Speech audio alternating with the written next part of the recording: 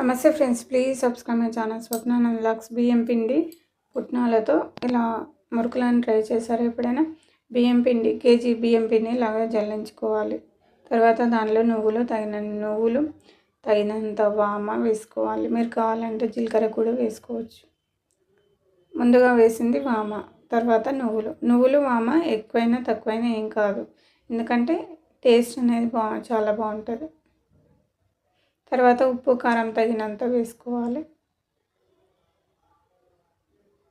మీరు టేస్ట్ని తగ్గట్టు వేసుకొని కలుపుకోవాలి. తర్వాత పుట్నాలు కేజీ బియ్యం పిండికి ఒక 100 గ్రాముల పుట్నాలైనా 50 గ్రాముల పుట్నాలైనా తీసుకోవచ్చు.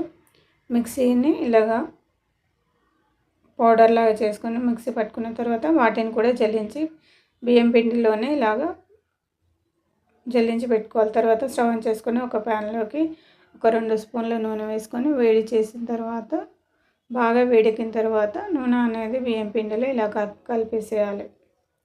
కలిపేసి పిండి మొత్తం కలుపుకోవాలి. కలుపుకొని నీళ్ళని పోసి చల్లని నీళ్ళతో, మామూలు నీళ్ళు తాగే నీళ్ళను మరీ చల్లగా కాదు, బిందెలో ఉన్న నీళ్ళను వేసుకొని గ్లాస్లో తీసుకొని ఇలాగ పిండిని కలుపుకుంటే ముద్దలాగా తయారవుతుంది. దానిలో మీకు నచ్చిన